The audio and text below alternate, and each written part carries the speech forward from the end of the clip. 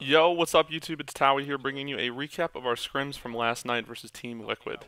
Now this is a new series I'm starting out on my channel where I go over the results of our latest series and highlight a few games specifically that we either played well or need improvement on, so you're all caught up on our team's latest practice results in case you were unable to watch our scrims last night. This recording is taken from my analysis stream on Twitch that I do during our scrims, and I'll be pausing the gameplay every once in a while to go over certain aspects of the game. If you want to check out all 13 games in the series, you can find the full rebroadcast on my Twitch channel. My bad, guys. I didn't answer nearly enough questions in between games there, but I will do my best to answer everything in between the next game. So make sure to ask like right as the game is ending. I'm just letting you guys, don't fight him. I saw blue attic. Watching rockets. Yo, he's in tower, one shot, he's on One hit, Justin. Catwalk. He's one hit in tower and catwalk as well. They're getting catwalk. Just take blue. Aim plus red. Yeah, stay there, one shot, baby. Somebody get into red. I'm going into red. I'm going into red. There's two weak at catwalk. Two really weak at catwalk. Just hide it blue, don't. Lunchbox does a great job here of directing traffic by making sure we are blocking spawns accordingly and applying pressure immediately on the other team's respawns. This type of communication is frequently referred to as small talking and is great at distinguishing who on the team should be doing what at any given time during the game. For Strongholds game types, this most often applies to rotating around the map correctly and predicting or forcing the other team's respawns. One shot red. I could one. I'm inside red. Catwalk will get there. Alright, I'm gonna be another guy still there. Eco, jumping into red weak, going into red weak. Behind me outside red. I hit him again. I'm gonna help you. I'm coming. He's one shot red alley. They're inside blue Yo, again. he's red attic, guys, and tower. I died from blue VR. Justin's going to end up getting double teamed here or something. Red window, one shot, guys. There's That's super unfortunate. Catwalk. It maybe would have been better to try to just stay outside red or wait for help or something. That sucks. He had to give up a death on that guy though. He wasn't able to finish that. In tower, guys. He's going towards catwalk. I got reset. I'm at catwalk right now. There's one in red. I'm just trying to distract him. I have an open catwalk. Hey, don't get ready. Stay alive. Back up. You can have one on you. Catwalk. I'm holding blue. Give me blue. It's a really good job. Roy did an excellent job immediately off of his respawn by recognizing the other team was pushing for red nest and in turn pushing to take catwalk with a teammate. This is a great example of taking advantage of rotations on this game type based on the other team's positioning and playing extremely quickly, forcing the other team into an objective dilemma. Just to stay alive together. How do we not have a call on that guy? That was a really good reset. When you have a triple cap, especially on this map, but it's all about focusing on spawns and then collapsing and making sure you're making the right rotations. I mean that's the Strongholds game type in general, but don't overextend to try to save a stronghold that you don't have to or shouldn't be like focusing on or giving up deaths for. Like in this example, we were definitely not going to stop red nest there. We were kind of pulled out of position. Justin had just died, and we gave it up. We still have two. We still have control of the map, so it's time to focus on that and focus on weapons coming up instead, and allow them to have this one until we can eventually go back for the triple cap again. Which seems like that's exactly what we're focusing on, which is really good. We talk about this a lot. Even though they were able to get blue bend here, we have OS and rockets, and that sucks they got that reset on red.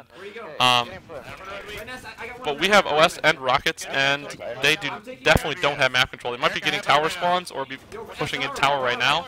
But we're about to be heading back into a triple cap, it looks like here. So we talk about this a lot as a team too. Even though the other team was able to get a stronghold or two for what ended up being 5 points.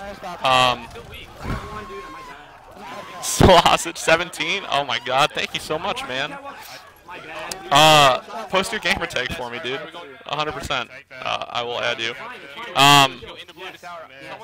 But yeah, so even though they ended up only getting 5 points out of that for having two strongholds, we kept power weapon control and more or less had map control, and we gave up those points just to make sure that we got the power weapons and the power ups and got back up into a triple cap, which gave us like 20 points. Even though my stream interrupted me a bit here, I wanted to reiterate for a second how important it is to focus on those power weapons and power ups. Eden Strongholds is the most power weapon and power up dominated game type with rockets, OS, and camo, and it is very important to focus on those when they're coming up, even at the expense of giving up a few seconds of time in the Stronghold. We were able to keep map control, obtain the power weapons and overshield, and then regain a triple cap because we prioritized the right things in the right order. I'm backing up, I'm backing up. I'm here right now. I'm here right now. It's weak as shit. Go student tower. Student tower. Stand right now. That's extremely generous of you two. Thank you so much, man. I'm not going with you guys. I'm looking this. Just double team this guy, Eric. Nice job, Eric. Nice job, Eric. I'm hiding. I can't get this dude. I can't get this. Guys, someone else gotta get that. Get in there. I'm here, but. Mid-bridge, dude. All we gotta do is stay in it for a second. Please get in it. Oh no, dude, are you kidding? Oh, it's such a bad desperate. I'm hiding. When you're spawning outside like this, yeah, it's most important for us just to try to focus on not giving up the triple cap here. Usually you would want to go to tower because it's almost impossible to take red nest when the other team has tower control. The only example being when you push outside is when rockets are coming up and then OS, which is right now. So it's important for us to know that we need to. That sucks. We didn't get the reset. We need to try to focus on going outside here, which is a little too late for right now. But that was still a really good job from Eric. Eric got a split spawn. We kind of got split spawns there. You saw Justin spawned outside and died, and then Jason had spawned inside blue, and then I think Eric ended up spawning tower. So I don't know if that's more or less anything we were doing instead of Liquid maybe not being as aware of the spawns as they should have been, because they should have been able to catch us on our spawns and apply pressure on our spawns, and Eric was able to get out off his spawn enough to get OS, and we got camo, even though we were all dying and they were about to triple cap and had rockets. So I think we just small talked through that situation pretty well. I got one in blue. Snipe one, Jason. WD one shot. Absolutely. I got two of them. I got two of them. We gotta take blue. That sucks. Justin died there. Probably should have played a bit sneakier with camo. He kind of gave up a death there unnecessarily, just in the interest of helping Jason. But I'm trying to live. if you guys have watched my stream before or other YouTube videos on our scrims, you've heard me talk often about the importance of communicating where you respawn. Where you respawn gives your team a lot of information about where the enemy is on the map, and here Roy calls out that he's respawning at tower, indicating that we have no control of red and we need to immediately focus on catwalk and blue bend. Yeah. We need to be getting blue here. Okay, thank God we got blue. I'm going to blue attic. Just slow down, Aiden has to just play this slow. He can't give up a death on the other side of the map. He has no help for a while, so he just has to kind of wait for us to try to get around the map to help him, or wait to flank through to tower from back red towards tower, which it looks like he's doing. That's a really good play. You can't ever really push a stronghold when you don't have the appropriate kills first. If Aiden from outside red just tried to push for red nest, he definitely would have died. And you see him still on the red side of the map here, finishing kills or applying pressure and helping teammates on guys. So that's a really good job from Aiden to know that you can't just desperate for that stronghold when we don't have map control and they're all over there. Because you definitely need kills first. I thought he'd have more help there. We need to be focusing on rockets. Thank God. Aiden was able to finish both those kills. Justin should definitely be expecting them to be pushing him. I got one in tower. Stay alive. I'm gonna die. I saw that guy on his radar. I think he missed it. It's unfortunate. In red. Nice job, you guys got to work together. Nice job, Aiden. Watch catwalk. You're gonna be outside. I'm outside. I'm in red. We're gonna be outside. We got pretty lucky in randomly getting a camo there. I don't think anyone knew it was up. I'm flanking. Live at tower. I have camo here, Jason. Let him come in.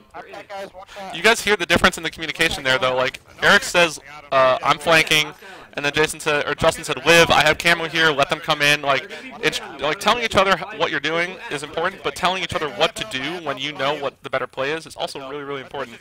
So Justin has camo and he's directing Jason on what he needs to be doing, which ended up working out extremely well. Clearly, they're spawning all up in blue attic here, and we're gonna win the game off of this control. No. Now we can just We can just chill here. They have numbers. Just chill.